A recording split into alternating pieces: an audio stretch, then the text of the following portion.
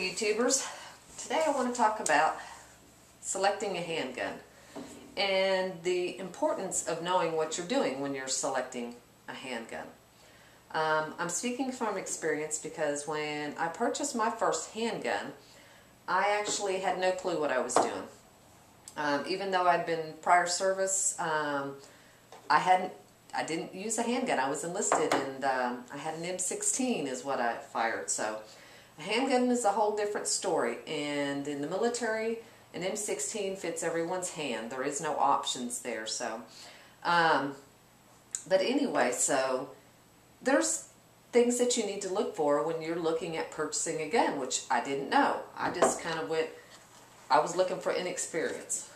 My first handgun that I purchased was this CZ82, Czechoslovakia. You know, I can't complain. I like this gun. I got lucky. I didn't know, what to look for. I just knew that it felt pretty good in my hand. It was about the right size. It's heavy though, so it's not real good for concealed carry. But at that time, I don't know that I was really even thinking to conceal carry.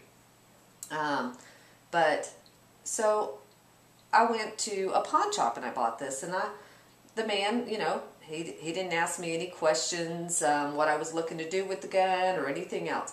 He basically just showed me a couple of guns, and this one was, right around the $200 mark. So I was like, oh, great, perfect price, and it's, it's steel, cool, yeah.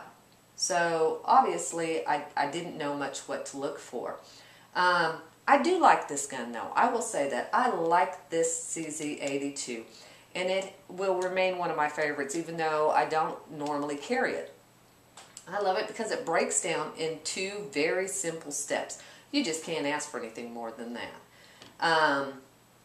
And not just that, but it's ultra reliable. It will eat anything. It doesn't care. When I say eat anything, any ammunition, it doesn't matter how cheap it is, the CZ82 will eat it and spit it back out. So that's a real plus, because not every gun will do that. There are some that are just really picky about what you can feed them. So there is a great one. But again, on the detractor side of this, it's very heavy, and especially when you compare it to, like, the XD or any of the ones that are more polymer. But it's not much bigger than my XD if you look at it. But again, it has a whole, for a steel gun and being pretty heavy, it has a whole lot of recoil. So one of the things I had to do in order to make it so that it wasn't actually on the painful side to shoot it, I put a hoe grip on it. And this hoe grip was not actually made for the CZ82, but it was made for one of the CZ models. And so I just said, well, that's good enough. And it really helped. It helped the grip, and it helped where it recoiled into the back of, between my fingers and right here. So anyway, that's one of the things you want to look for. Price, although it is important because we all have budgets, should not be the most important thing when you go to look for a gun. You need to know what you plan on doing with that gun, and if you plan on carrying it or if you're not planning on carrying it. Those are all things that you need to look at when you're deciding on a gun. And once you know those things, then you need to look at, how does it feel in my hand? Is it well balanced? Now, this is a very well balanced gun. I have to say, it really is. It's a well balanced gun, the CZ82.